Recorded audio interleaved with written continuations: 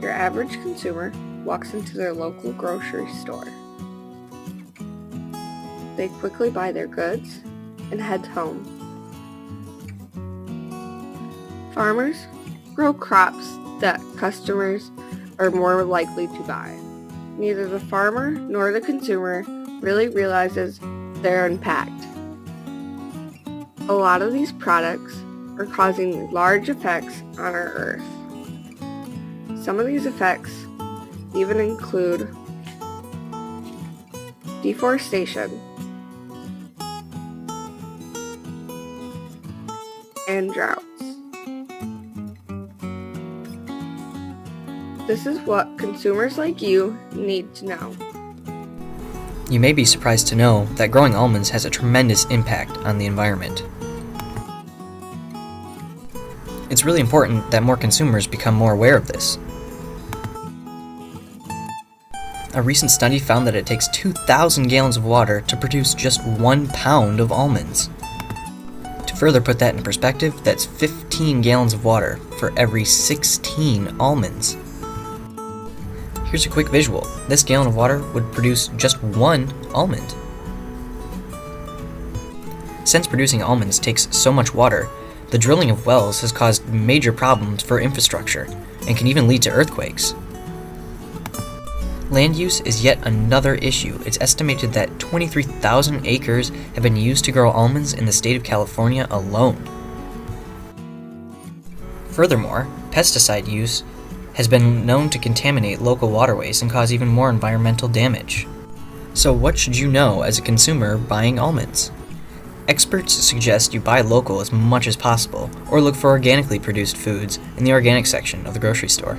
Hey, my name is Leandro. So one of the crop produce that is actually harmful to the environment is corn or maize, which is scientifically called Zamaize, and is originally from the South America, from the Americas, or the New World, basically.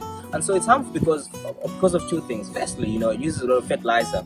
The fertilizers that it uses somewhat contain chemicals like nitrogen, which is actually harmful to the environment in the sense that nitrogen gets to actually reduce the quality of water, and some of these nitrogen is washed up into the Mississippi River, which moves up to the Gulf of Mexico, and whereby you find that it creates a zone which is called the dead zone, where actually plants cannot, fish and aquatic life cannot thrive, basically.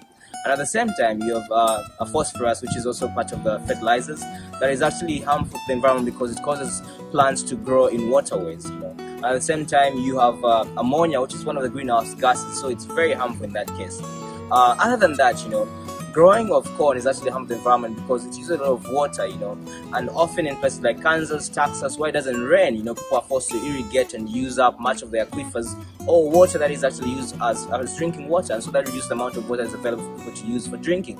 And so that's a huge problem, And in places like Zambia, where there's a huge dependency on maize as a staple food, because it is not as nutritious as other kinds of traditional foods like sorghum and millet, many people end up getting stunted. Children, you find that more than half of children are actually at risk of being stunted. A huge number of them are actually stunted, So that's a huge problem. And the way to solve this is to ensure that there's a lot of crop rotation among us farmers that are able to grow different foods on the same portion of land. Instead of growing corn the same year over and over, you sort of switch it up and grow something else so that the soil maintains its nutrition, and also at the same time getting to also grow traditional and indigenous crops in those places like sorghum and millet. The avocado is a strange fruit now trending all over the world. In just 20 years, the consumption of avocados has increased by 440%. Being a superfood, avocado has great nutritious value and they taste great to boot. However, this comes at a great cost. The simple, seemingly innocent avocado you have placed in your grocery bag is one of the main causes for environmental damage in the areas where it is grown. One of the big issues the avocado hold is the fact that the avocado tree is causing major deforestation and soil damage to the environment. The avocado tree grows in a very shallow but very wide root systems and also take a considerable amount of soil nutrition without giving back any. As the soil drains, more chemical fertilizer and pesticide is needed for the trees to grow the fruit, damaging the soil even more.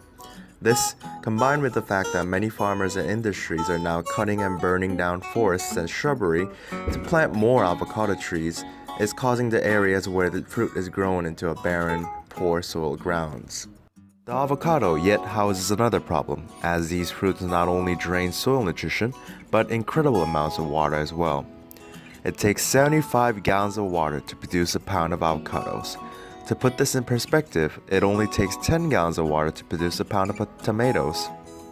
The two avocados over here took 60 gallons of water to produce. That is 960 cups. This incredible amount of water consumption has even led to a permanent desertification of areas like the Petorca, Chile. Almost all the natural water has been drained. So, for your next grocery trip, try out local sustainable substitutions for the avocado, like peas and beans. The environment will thank you. Rice is a food used in many meals. It is essential and common food for many, but its production and carbon footprint are a topic that consumers should be more aware about the next time you go shopping. One way to measure the impact of the rice on the environment is its carbon footprint. A carbon footprint is defined as the total amount of greenhouse gases produced to directly and indirectly support human activities. The greenhouse gas emissions produced by rice is equal to 2.7 CO2 kilos and 6 car miles per pound. Rice also requires a lot of water for its production. Rice requires 299 gallons of water per pound of processed rice. So if 15 gallons fit in just one shopping cart, I would have to fill 20 shopping carts with water in order to produce just 1 pound of rice. So what can you do as a consumer to reduce your impact? Experts suggest to shop organic. Organic farming methods for both crops and animals have a much lower impact on the environment than conventional methods. Organic certified farms must use natural methods for soil fertilization, weed prevention, and pest control. Doing your research will help you become a better consumer. These products and goods that we have talked to you today are only a few of the ones causing these problems. As a consumer, you help determine what farmers decide to grow. Next time you go to your local store, try to remember the impact that you are having. It'll also be a good idea to start sharing this type of information with your friends and family.